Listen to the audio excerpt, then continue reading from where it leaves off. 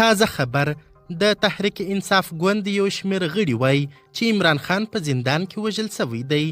د تحریک انصاف ګوند یو شمېر غړي خبر ورکوي چې عمران خان د ایس آی له لوري په زندان کې وژل سوی، چې په دې موخه د یاد ګوند طرفدارانو د دغه زندان مخ ته پراخ لاریونونه کړي دي. دا چې بشپړ حال څه دی؟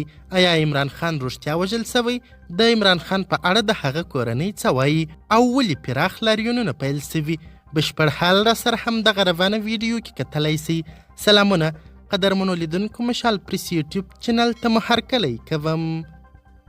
د تحریک انصاف ګوند یو شمېر غړو تایید کړي چې عمران خان د ایس آی له لوري په زندان کې وژل سوی دی.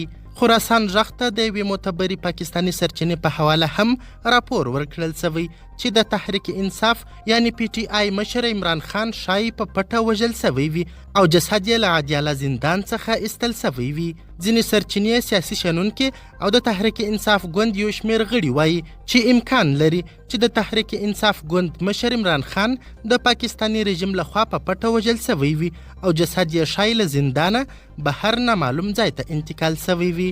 د پاکستان په سیاسي او پوځي ډګر کې د وروستیو کړکېچونو له امله د دې احتمالي پیښې امکان له نظره نسي غورځېدلی. د عمران خان ملاتړي په دې اړه لاریون کوي او غواړي چې ژر تر ژره د خپل مشر په اړه کره معلومات ترلاسه کړي. تر دې دمه د پاکستاني رژیم چارواکو له دې راپورونو سره کوم غبرګون نه دی ښودلی. همدارنګه د عمران خان خور وایي چې محبس ته ورغلی یم خو پوځ د ملاقات اجازه نه راکوي. هغوی هره ورځ راته بهانې جوړوي. د عمران خان وژل کېدل لا تر اوسه نه دي تایید سوي. قدرمنو لیدونکو، د ویډیو له کتلو مو نړۍ مننه.